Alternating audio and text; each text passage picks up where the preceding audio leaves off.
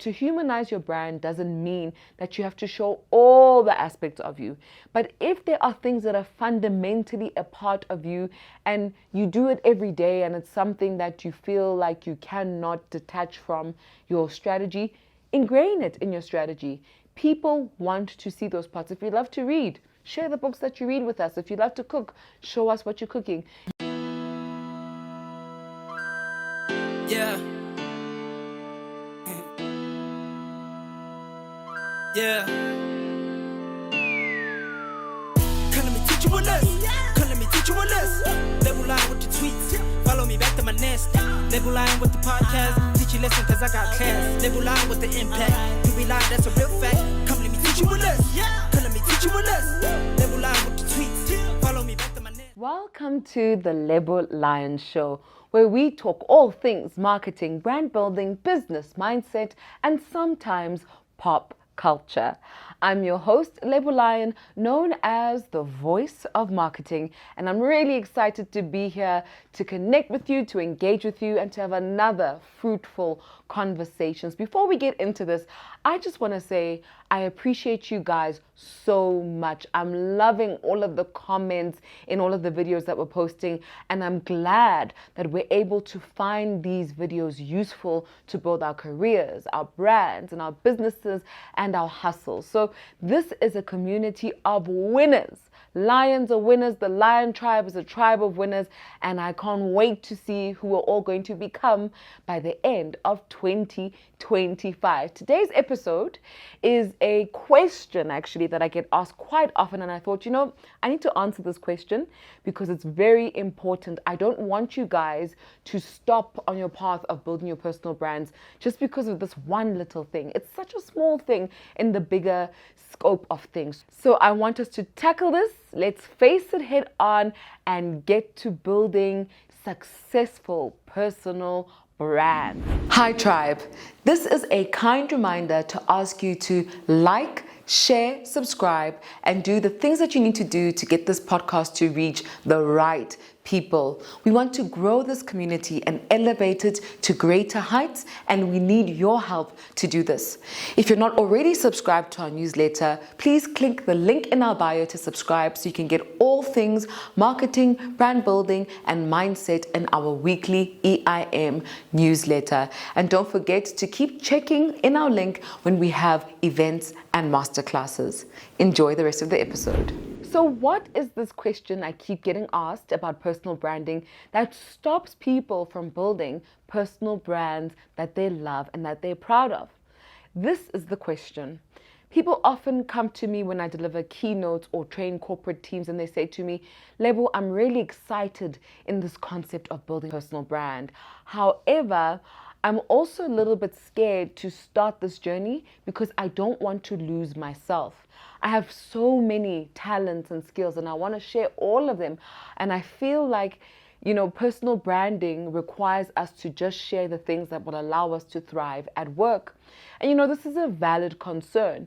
We are human beings, and human beings by nature are multifaceted beings. So we don't want to be put in a box. We don't want to feel like by virtue of building our personal brands, we're letting go of parts of ourselves that are important to us. And, I find that when somebody asks me this kind of question, it's because they haven't fully grasped what a personal brand is and why it actually incorporates your cause, who you are, what you're about, what you enjoy, how you see the world. Your personal brand cannot be a personal brand without incorporating all of those different beautiful aspects of yourself. Just because you're going to commercialize perhaps in a workspace or a commercial space, it doesn't mean that all the other things you are can't help you do that and aren't valid and important in the existence and the success of your personal brand. So today's episode, we're going to talk about how do you humanize your personal brand. And I know how peculiar it sounds to you to hear me say how to humanize yourself when you're already a human being who is alive. But what we tend to see in the personal branding space is that people who embark on the journey of building a personal brand often become robotic. They find themselves holding back in an effort to implement the strategy that's been created for them, that they stop being the wonderful human beings that they naturally are. So creating a successful personal brand requires you to have a very good balance, or a healthy balance, of all the other things that you are, mixed with the core things that you need to be, or that you need to express, in order to have a successful personal brand. For those of you sitting at home and thinking, Lebo, what do you mean by humanization? I'll give you a very simple definition that fits our conversation about personal branding. But humanization is basically giving human elements, characteristics, and aspects to a brand. In this case, a personal brand. So it would be the process of allowing you to express yourself in a human way, even within the confines of the strategy we create for you to commercialize. And I know that sounds quite complicated, because you're still probably sitting at home thinking, question mark, so how do I do this? Because it sounds so complicated. I know, right? How do you know which fun parts of you, or which other parts of you, to show and which ones to leave on the table? I often say to my clients, if they are concepts, ideologies, or things that you're about, that naturally stem from you and that you feel like you can't live without, those are things that you must consider in your personal branding strategy. And this could look like, if you're somebody who's incredibly religious and you go to church every Sunday and you're part of a cell group and you feel like your faith is part of who you are, and you want to incorporate that into the personal brand that you're building to allow you to thrive in the workspace, for example, you can do that. It's very possible to do that. You just have to be very strategic about how you do it. And to make this concept easier for everyone to understand, I'm going to use a few case studies for you, and you'll be able to observe that most personal brands thrive when they are the most human, because the human parts are the parts that most people can relate to and resonate with, right? We do need you to show us your talents and your skills, but we also want to relate to you. What makes you like us? What makes you somebody we can trust and not feel like we have to perform around? What makes you one of us? Right? And those are the human elements that you need to incorporate into your personal brand. The first person that I can think of who does this very well is President Barack Obama, especially or specifically with his Spotify playlist for the year, right? It's not common for a president of a country to have a Spotify playlist that they share on X. However, Obama has made this a tradition. Every single year, this is something that he shares. And what makes it so unique are the songs that he shares on his list. He's got a lot of hip hop songs. He's got a lot of country music and really cool, eclectic things that give you a glimpse into the fun side of Obama, who he really is when he's at home with his family or resting by himself. And you can paint a picture of his character based on that playlist. But not only that, because he publishes that playlist, the artists that he features get endorsed, and you find that they get higher ratings in the music that they produce. And this creates a sense of camaraderie with people, that they feel that Obama cares about them over and above just being the president, but really sticking to his values and his promises to the people. So he's not just a president, but he's a man like us who cares about us the way we care about each other.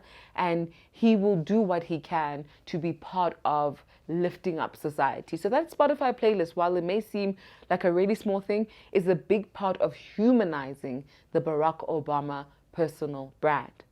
Someone who I've been observing for a couple of weeks now, who I'm really excited about, is South African rugby player Magz Mhimpi. And please don't laugh at me at how I pronounce that word. I'm trying my best.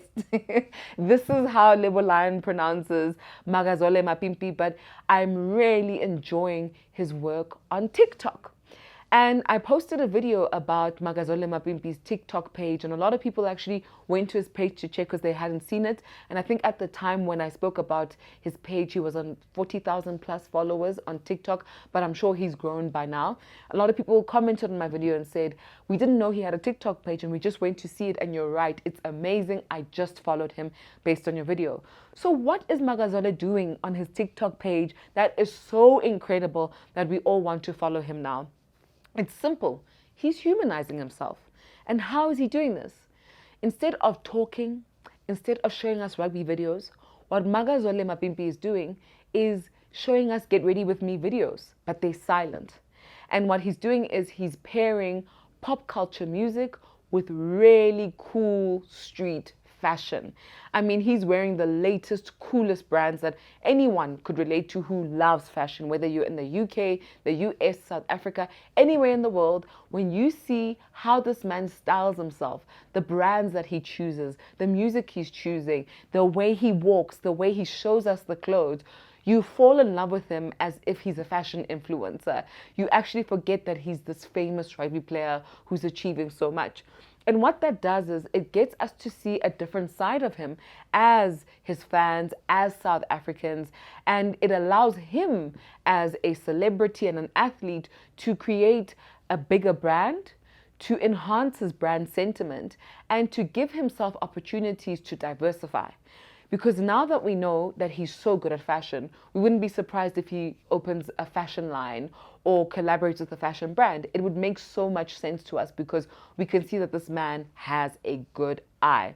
And you can even see with the comments in the comment section that people are really enjoying this side of him, and they're seeing him as the ultimate South African hottie, you know, who's extremely fashionable and globally relevant. So those are the small ways that you can humanize your brand. And I could give you many other examples.